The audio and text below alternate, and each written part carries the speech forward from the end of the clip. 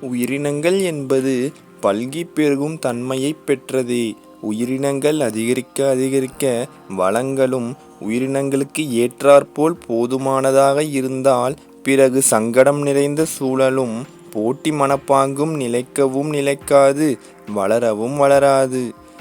உயிரினங்களுக்கு ஏற்ற வளங்கள் கிடைக்காமல் தட்டுப்பாடுடன் இருந்தால் பிறகு இங்குதான் சங்கடம் நிறைந்த சூழல்களான போட்டி, பொறாமை, வஞ்சகம், சூழ்ச்சி, ஏற்றத்தாழ்வு என எண்ணிலடங்கா வேறுபாடுகளானது எழுந்து மனிதன் மற்றும் மற்ற உயிரினங்களின் மனங்களை நிலைகுலையச் செய்யும். வளங்களானது எல்லா உயிரினங்களின் தேவையையும் பூர்த்தி செய்ய வேண்டும் என்றால் அதற்கு வளங்களை தேவையே இல்லாத இடத்தில் தேவைப்படுத்தாமல் அத்தியாவசிய தேவைகள் இருக்கும் இடத்தில் மட்டும் உபயோகம் செய்து வந்தால் மனமானது வளங்களை தேவைகளை பூர்த்தி செய்வதற்காக மட்டுமல்லாமல் சேமித்து வளங்களை அதிகரிக்கவும் செய்யும்.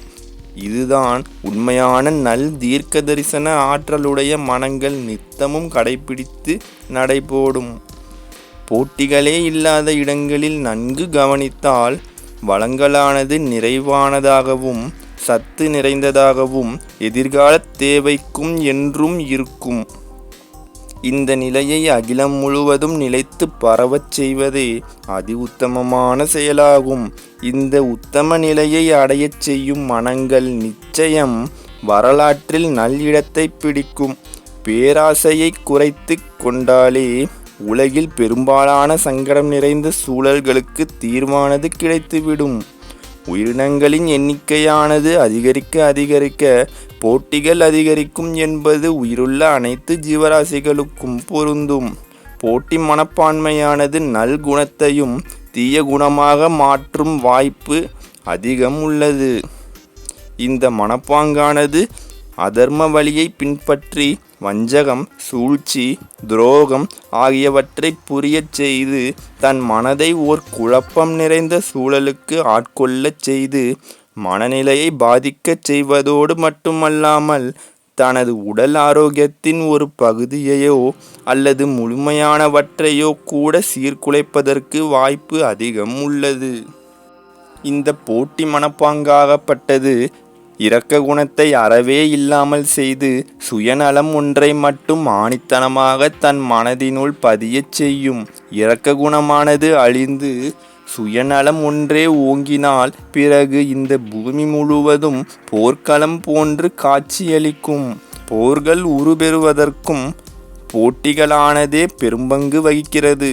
நிறைய விரோதிகள், வஞ்சகர்கள், இரக்க குணம் அற்றவர்கள், கொடூரத்தன்மை வாய்ந்தவர்கள் என பல பரிமாணங்களை சாத்தியப்படுத்தும். போட்டியை மனதளவில் ஏற்றுக்கொள்ளும்படி செய்யாமல் வாழ்க்கையை திறனுக்கு ஒன்றிய செயல்களை புரிந்தும் அளவான ஆசைக்கு மட்டும் அடிபணிந்து வாழ்ந்தாலே இந்த வாழ்க்கையானது மகத்துவம் நிறைந்த அதி உத்தமமான வாழ்க்கையாகும். போட்டிகளை வெறுத்தும் போட்டிகளை விரும்பாத மனங்களாகப்பட்டது நிச்சயம் தர்ம வழியை பின்பற்றி இரக்க குணத்தை வளர்த்து கொண்டு தன்னை விட வயதில் மூத்த சான்றோருக்கு மதிப்பளித்து மரியாதை கொடுத்து நல்குணத்தை பல்கி பெருகுமாறு செய்து நித்தமும் தன் மனதை பூஞ்சோலையாக வைத்து கொள்ளவே விருப்பம் கொள்ளும். போட்டியை விரும்பாமல் அறவே வெறுத்து ஒதுக்கும் மனதிற்கு இன்னொரு குணாம்சமும் உண்டு. அதுதான் வாழ்க்கையை அனுபவித்து வாழும் குணாம்சமாகும். போட்டி மனப்பாங்குடன் இருக்கும் மனதிற்கு நிச்சயம் ஆரோக்கியம் நிறைந்த நிதானமானது தன்னுள் குடியிருக்காது.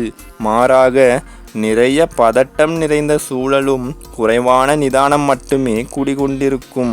இது போன்ற மனங்களானது வாழ்க்கையை அனுபவித்து வாழ்வது என்பது சற்று கடினம்தான். ஏன், வாழ்க்கையை அனுபவித்து வாழ இயலாமல் போகவும் வாய்ப்பு உள்ளது. ஆரோக்கியம் நிறைந்த போட்டிகளும் இருக்கத்தான் செய்கின்றன. ஆரோக்கியம் நிறைந்த போட்டியாக இருந்தாலும் உடலளவிலான ஆரோக்கியத்திற்கு இந்த ஆரோக்கியம் நிறைந்த போட்டியானது கெடுப்பதற்கு அதிக வாய்ப்புகள் உள்ளது. உடலின் ஆரோக்கியத்தை சீர்குலைத்து வெற்றியை பறைசாற்றும் போட்டியானது ஆரோக்கியமானதாக இருந்தாலும் இந்த வெற்றி தேவையில்லாத ஒன்று என்று உடல் நினைக்கும். வீணானது அல்ல, பலனையே தந்துள்ளது என மனம் எண்ணும். ஏன் என்றால், தன் உடல் ஆரோக்கியத்தை சீர்குலைக்கும் எந்த ஒரு வெற்றியாக இருந்தாலும் உயிராற்றலுக்கு அது வீணானவைதான். மனம் வேண்டுமென்றால் தற்காலிகமாக இந்த வெற்றியை ஏற்றுக்கொள்ளும். ஆனால் உடல் ஆரோக்கியத்தை சீர்குலைக்கும் வெற்றி தேவையில்லாத ஒரு வெற்றியாகும் என்பதை பின்னர் தெளிவாக இந்த வகைப்பட்ட மனங்கள் அறிந்து கொள்ளும். உடல் ஆரோக்கியத்திற்கு கேடு விளைவிக்காத போட்டிகளும் மனதை புண்படுத்தாதவாறு பார்த்து கொள்ளும் போட்டிகளும் தான் ஏற்கத்தக்க போட்டிகளாகும். ஏற்கத்தக்க போட்டிகள் என்று எதனால் கூற வேண்டும் என்று கேட்டால், வளர்ச்சிக்கு உறுதுணையாக இருப்பதால்தான்.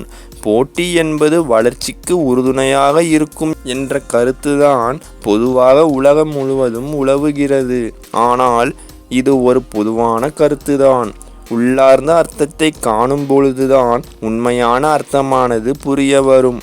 உடலுக்கும் மனதிற்கும் எந்த ஒரு பாதிப்பையும் எப்பொழுதும் ஏற்படுத்தாத போட்டிகளே என்றென்றைக்கும் வரவேற்கத்தக்கது. போட்டிகளின் மூலக்கூறாக இருக்கும் தட்டுப்பாட்டை இல்லாமல் செய்வதே போட்டிகளற்ற உலகத்தை உருவாக்குவதற்கு ஏற்புடைய செயலாகும். உதாரணத்திற்கு, ஒரு மாமரத்தில் 5 மாம்பழங்கள் இருக்கிறது என்று வைத்துக் கொள்வோம்.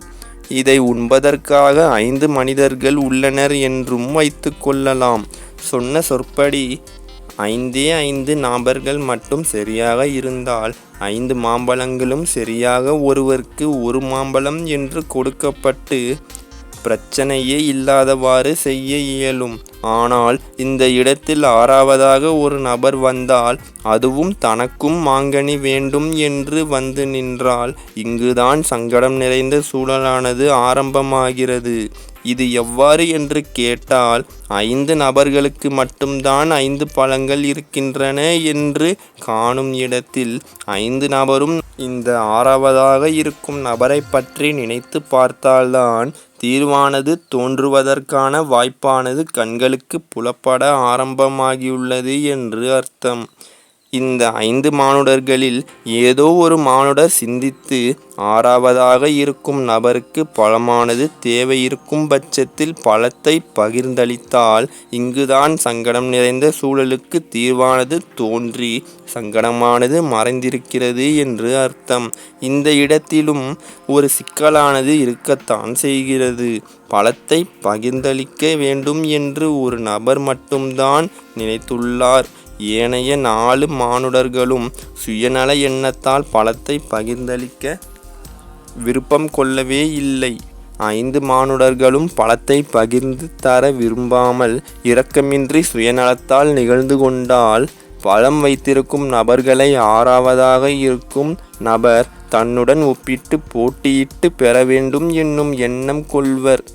விருப்பமில்லாத இடத்தில் இருந்து ஒதுங்கிச் சென்றோ அல்லது வேறு இடத்தில் சென்று பழத்தை பறிப்பதற்கான வழியை கண்டறிவதோதான் போட்டி மனப்பாங்கை குறைக்கும். இந்த இடத்தில் வேறு இடத்திற்கு சென்று பழத்தை பெற முடியும் என்ற முடிவை எடுக்க இயலாமல் போனால், அதாவது வேறு எங்கும் மாம்பழம் கிடையாது, இந்த 5 நபர்கள் வைத்திருக்கும் மாம்பழங்கள் மட்டும்தான் இருக்கிறது என்ற சூழல் நிலவினால், பிறகு மாம்பழமின்றி தவிக்கும் மனமாகத்தான் 6வதாக இருக்கும் மனமானது நிற்கும். போட்டியிடவும் கூடாது, வேறு இடத்திற்கு சென்று தேடினால் கிடைக்கவும் கிடைக்காது என்ற நிலையில் இல்லாமை என்னும் நிலையிலேயே இந்த மனமானது நிற்கும். இந்த மாம்பழமானது சாதாரண ஒரு ஆசைக்காக மட்டும் தேடப்பட்டால் பெரிய அளவில் பாதிப்பு இல்லை. மனம் மட்டுமே இந்த ஏமாற்றத்தை நினைத்து வருந்தும். ஆனால் இந்த மாம்பழமே உயிருக்கு மிகவும் அத்தியாவசியமான ஒன்றாக இருந்தால், பிறகு இந்த மனமாகப்பட்டது நிச்சயம் உயிரை காப்பதற்காக இருக்கும் மாம்பழம் கிடைக்காமல் போனதால் உயிரானது காக்கப்படாமல் போகவும் வாய்ப்பு அதிகம் உள்ளது. மனமானது ஆசை கொண்டால், இந்த ஆசைக்காக கிடைக்காதவற்றை பற்றி நினைக்காமல் இந்த ஆசையை போன்றே வேறொரு ஆசையை வளர்த்து கொள்ளலாம். ஆனால் ஒரு உயிரினத்திற்கு தேவையானது இருந்தும் அந்த தேவையானது பூர்த்தியடையாமல் இருந்தால், பிறகு நிச்சயம் மனமானது அனுக்ஷணமும் வருந்தி உடலையும் ஆரோக்கியத்தையும் வருத்தும். தேவை வேறு, ஆசை என்பதோ வேறு. மாம்பழத்தின் உதாரணத்தைப் போன்றுதான் ஒவ்வொரு உயிரினங்களின் வாழ்விலும் தேவையானவை கிடைத்து தேவையற்றவை விலகிச் சென்று இருந்தாலே வாழ்க்கையானது பூரணத்துவம் அடையும்.